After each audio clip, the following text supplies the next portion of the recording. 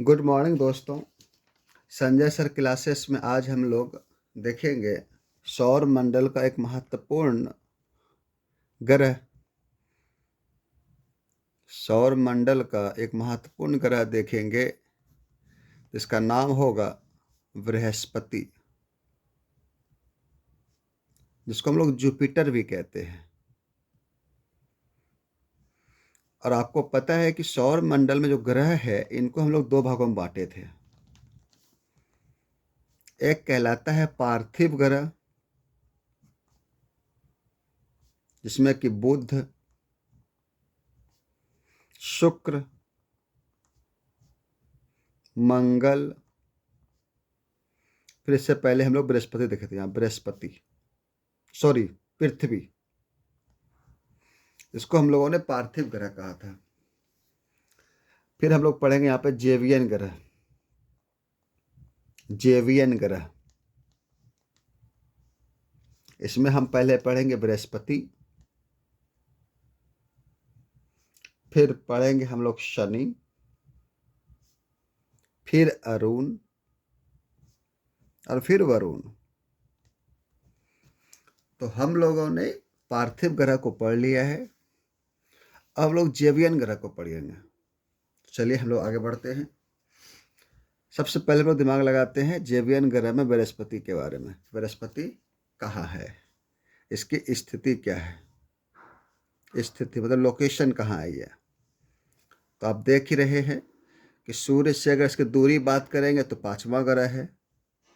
सूर्य से दूरी के अनुसार ये कौन सा ग्रह है, 5वां ग्रह है।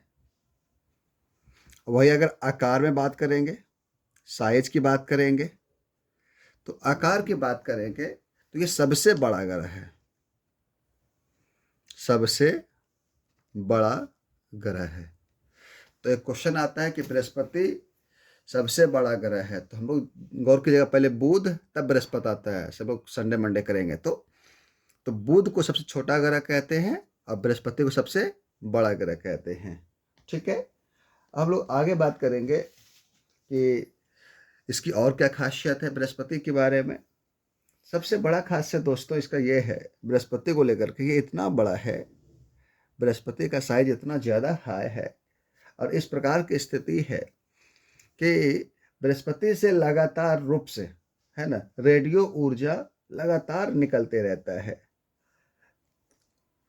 यानी आप फिर समझिए, रेडियो रेडियो एक्टिव पदार्थ बृहस्पति पे ज़्यादा है।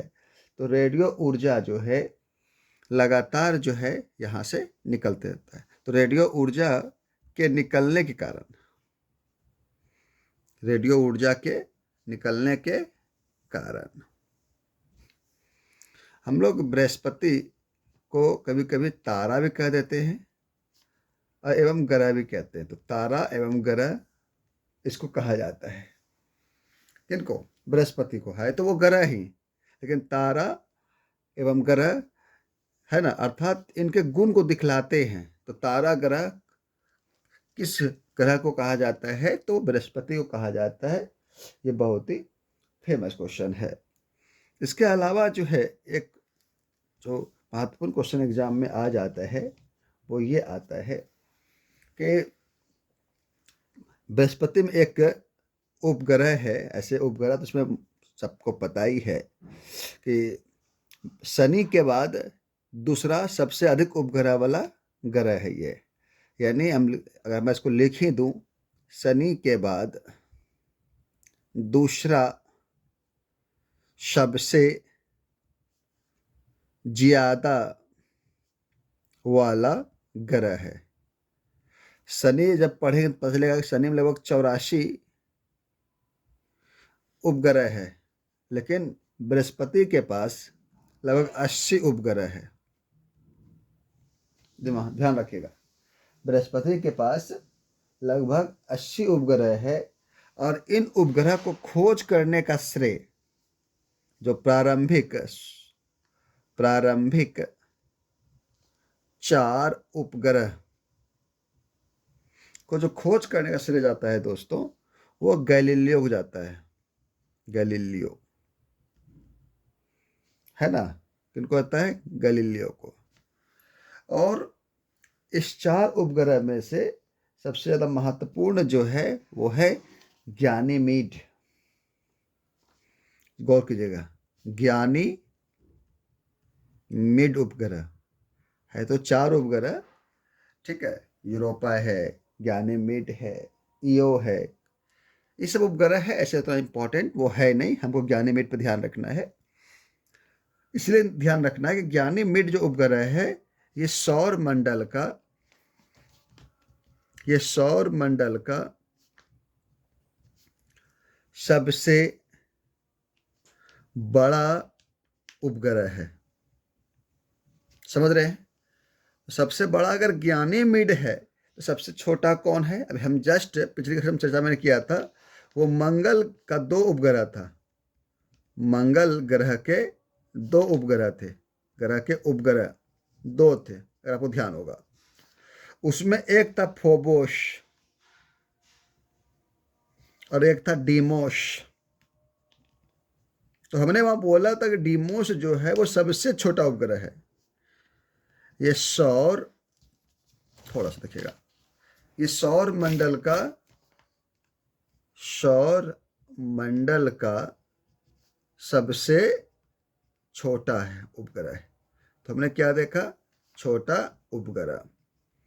तो सबसे बड़ा उपग्रह मेरा क्या हो जाएगा? ज्ञानीमीड। सबसे छोटा उपग्रह क्या हो जाएगा आपका? डीमोस, जो कि मंगल ग्रह पर है। कुछ बातें हम लोग और थोड़ा ध्यान रखेंगे, थोड़ा देखिएगा इसको। कहता है कि बृहस्पति में जो गैसों की संरचना है, यानी बृहस्पति में गैसों की संरचना जो है, सूर्य में जो गैस है, सूर्य में गैसों की संरचना के समान है, संरचना के समान है। अब ये कौन सी बला हो गई? इसका मतलब है कि सूर्य में, हम लोग को पता होगा कि सूर्य में भी लगभग 74% हमने वहां हाइड्रोजन देखा था। ये कहाँ की बात कर रहा हूं? सूर्य की बात कर रहा हूं। वहां हमने देखा था सूर्य में लगभग 24% हीलियम था, बाकी 1% भारी तत्व था। ठीक उसी प्रकार से यहां भी है, बृहस्पति में 75% आपका हाइड्रोजन है और 24% यहाँ हीलियम मिलेगा। समझ रहे हैं? तो जिस कारण से क्या होता है कि हम इसको कह देते हैं, इसमें जो गैसों की संरचना है वो आपका सूर्य के जैसा है। तो ये भी एक क्वेश्चन एकदम कई बार पूछा जा चुका है, ऐसा कौन सा ग्रह है जहां सूर्य की संरचना के समान जो है गैसों की संरचना है? तो वो हमारा हो जाएगा बृहस्पति। समझ रहे हैं बात को? अगला पॉइंट जो हम लोग यहाँ पे दिमाग लगाएंगे कि ये जो बृहस्पति देख रहे हैं, एक और देखा कि मैंने सूर्य के अनुसार से 5वां दूरस्थम ग्रह है ना, सबसे बड़ा आकार का ग्रह है। इसमें एक पॉइंट और अगर याद रखिएगा, अगर आप इसको मान लीजिए द्रव्यमान के अनुसार से तौल रहे हैं, द्रव्यमान के अनुसार से तौलेंगे, तो ये सबसे भारी ग्रह भी है, ये सबसे भारी ग्रह भी है। अब आपको एक चीज सुन के बड़ा आश्चर्य होगा कि सबसे भारी ग्रह भी है, सबसे बड़ा ग्रह भी है, लेकिन यही एक ऐसा ग्रह है दोस्तों जो कि अपने अक्ष पे सोचिए, अपने अक्ष मतलब हो कि अपने जगह पे चारों बगल घूमना, है ना, ऐसे घूमना। तो ये अपने अक्ष का परिभ्रमण करना, यानी अपने अक्ष पर घूमना, अपने अक्ष पर घूमना, ये जो काम करता है, अपने अक्ष पर घूमने का काम करता है, ये इसका इतना फास्ट है, इतना स्पीड से ये घूमता है कि आपको आश्चर्य होगा कि केवल 10 घंटा में ही घूम लेता है। हमारी पृथ्वी पता है 24, फिर हमने पढ़ा था मंगल के बारे में 24 और 37 मिनट। तो यहाँ देखिए केवल 10 घंटा में घूम लेता है। तो ये क्वेश्चन परीक्षा में पूछा जाता है कि ऐसा कौन सा ग्रह है जो कि अपने अक्ष पे सबसे तीव्र गति से घूमता है, परिक्रमा कर लेता है या परिभ्रमण कर लेता है, तो वो हमारा क्या हो जाएगा, बृहस्पति हो जाएगा। इसके अलावा कुछ कुछ बातें हम लोगों को भी ध्यान रखना अब जरूरी है।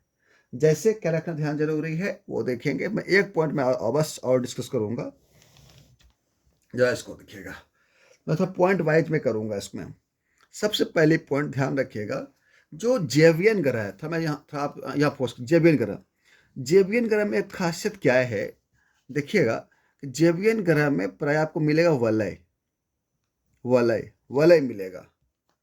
वलय क्या होता है, ये प्रकाश है ना, वह मतलब सघन प्रकाश की एक पेटी होता है। कौन सी, वलय।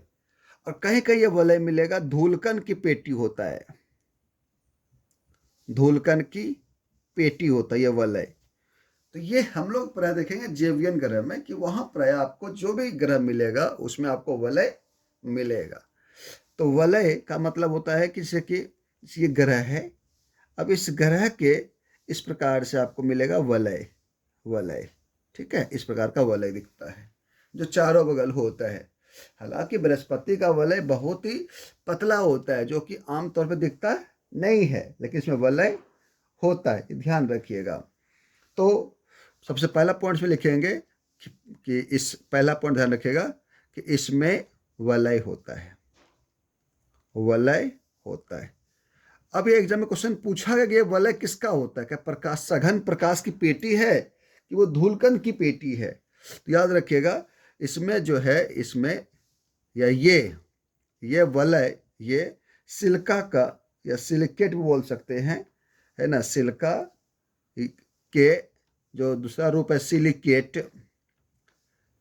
के वलय होते हैं, सिलिकेट के वलय। ये एग्जाम पूछा हुआ क्वेश्चन है, वलय होता है, समझ रहे हैं, सिलिकेट का वलय होता है। और अगर ये इनका खोज कब हुआ, किसने पता लगाया था, तो जेवियन सैटेलाइट ने, है ना, जेवियन सैटेलाइट के द्वारा, सैटेलाइट के द्वारा, है ना, वायेजर स्पेस ने पता लगाया था, पता लगाया था। ठीक है, तो इसमें कुछ कुछ क्वेश्चंस जो इम्पोर्टेंट है वो हम लोग को एकदम ध्यान रखना है। ध्यान ये रखना है, सबसे पहले बृहस्पति सबसे बड़ा उपग्रह है, सबसे भारी उपग्रह है, सबसे बड़ा तो है, भारी भी है। इस शनि के बाद दूसरा अधिक ग्रह वाला है, इसके पास ज्ञानी मीड है, अर्थात बृहस्पति को हम लोग बोलते भी है ज्ञान का देवता। तो इसके पास ज्ञान संबंधित ज्ञानी मीड उपग्रह भी है, गैलीलियो ने इसको खोजा है। ठीक है, और सबसे मस्ट इम्पॉर्टेंट ध्यान रखिएगा कि इसके पास जो गैसों की संरचना है वो सूर्य के जैसा ही है। देखिए ध्यान से, ये सूर्य का और ये बृहस्पति का है ना, तो ये सूर्य और बृहस्पति के जैसा ही है। इस कारण से ये सूर्य, इसको खुद में इसको बोलते हैं सोलर सिस्टम। किसको लोग बोलते हैं, बृहस्पति को, मतलब ये खुद का एक सोलर सिस्टम तैयार कर लेता है। तो इस बात को भी हम लोग ध्यान रखिएगा, समझ रहे हैं। और अगली बात इसमें तो मैं बात मैं लिख ही देता हूँ, चलिए आप भी क्या कीजिएगा, मैं इस बात को मैं अलग से ले देता हूँ तीसरा पॉइंट में, ताकि आपको समझ में आ जाए कि इनका खुद का सौर मंडल है ना, इनको खुद का सौर मंडल रखने वाला ग्रह कहा जाता है। अब बोले क्यों, अर्थात हम ये समझ सकते हैं इसके पास लघु सौर मंडल है। तो आप समझ सकते हैं ऐसा क्यों कहा जा रहा है, इनको इसी कारण से कहा जा रहा है। इस कारण से ये यहाँ देख रहे हैं पॉइंट आप, इस कारण से इसको ये कहा जा रहा है। इसको समझ रहे हैं बात को, कि इनको लघु सौर मंडल कह रहे हैं। ठीक है, तो बस इतना आज क्लास को रखते हैं। इससे ज़्यादा क्वेश्चंस बाहर आने नहीं जा रहा है। इसके पास सिलिकॉन या सिलिकेट का वलय होता है, तो जो भी जेवियर ग्रह हो उसका वलय मिलेगा आपको। प्लस सबसे बड़ी खासियत यह है कि इनको आप तारा भी कह सकते हैं, क्योंकि इसमें रेडियो एक्टिव पदार्थ लगातार निकलते रहता है और ऐसा लगता है कि इससे प्रकाश निकल रहा हो, प्रकाश का उत्सर्जन हो रहा हो, जिस कारण से इसको हम लोग तारा भी कह देते हैं। तो ये एक अनोखा ग्रह है। ठीक है, इतना ही रहने दीजिए। धन्यवाद।